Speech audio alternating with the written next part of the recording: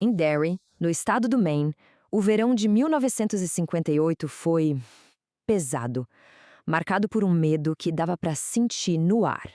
E não era só por causa daquele calor abafado que tomava conta da cidade, não. Tinha algo muito sinistro se escondendo nas sombras, e o alvo principal eram as crianças.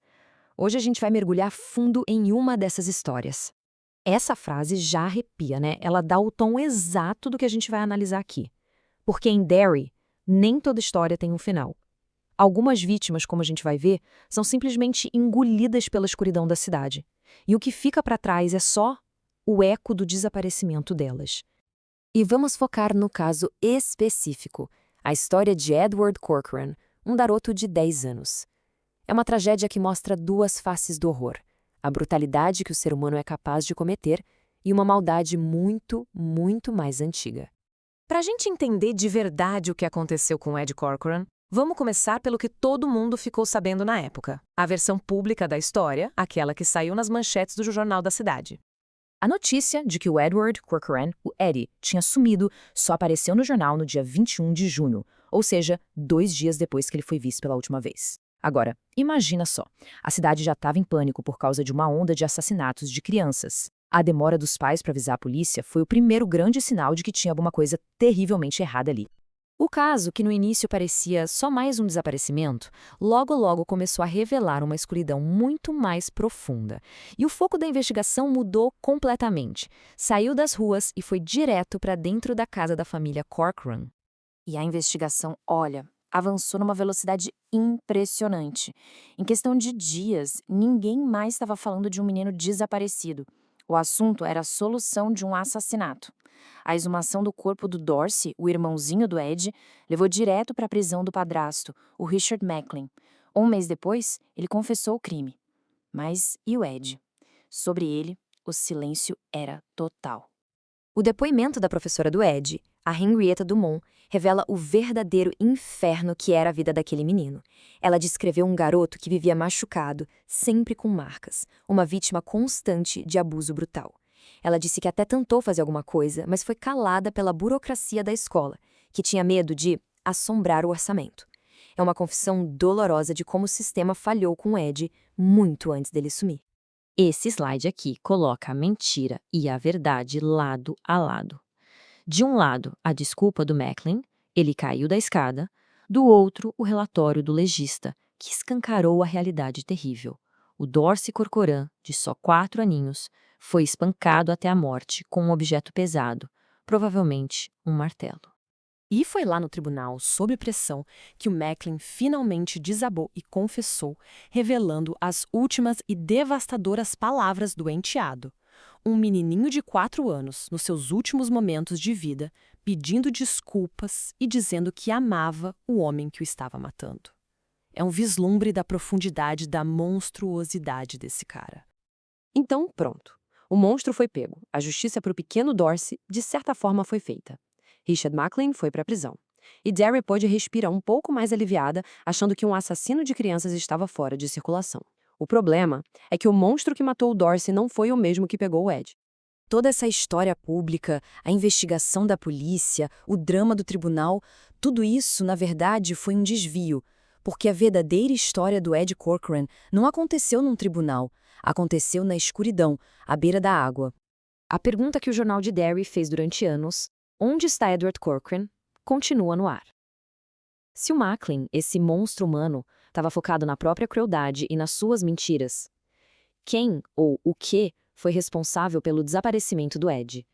E a verdade é essa, dita de forma simples e chocante.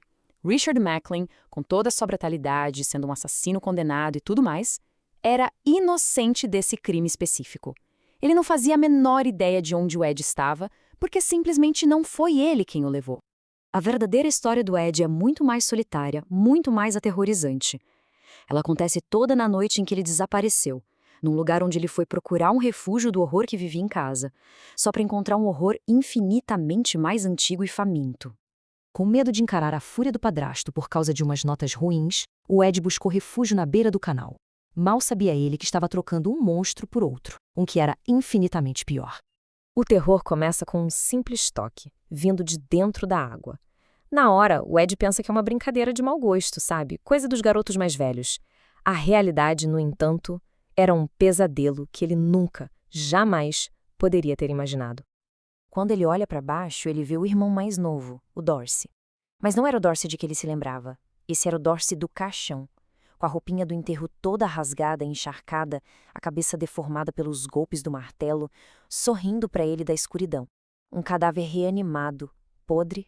A coisa, o monstro que está perseguindo ele, não tem uma forma fixa. Primeiro, ela usa o trauma mais profundo do Ed, a imagem do irmão assassinado. Quando o Ed consegue escapar, a criatura se transforma, assume a forma de um monstro de cinema, o monstro da Lagoa Negra. E o que vem a seguir é uma perseguição desesperada. Um menino ferido, aterrorizado, correndo por um parque escuro, sendo caçado por um pesadelo que virou realidade. E esse detalhe talvez seja o mais trágico de toda essa história.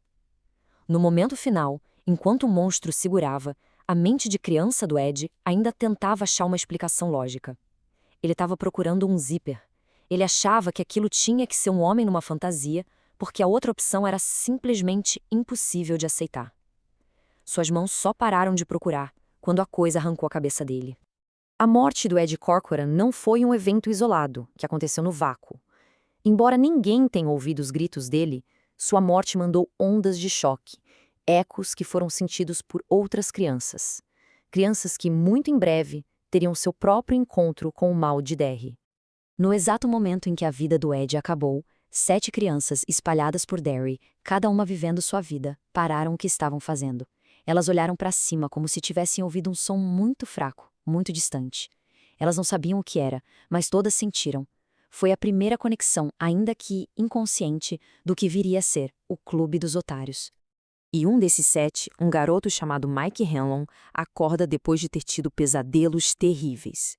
E sem saber por quê, ele pega a bicicleta dele e pedala até o parque base, direto para o lugar onde o Ed morreu horas antes. Uma força invisível o guiou até lá. E lá, o Mike encontra as provas físicas da luta do Ed.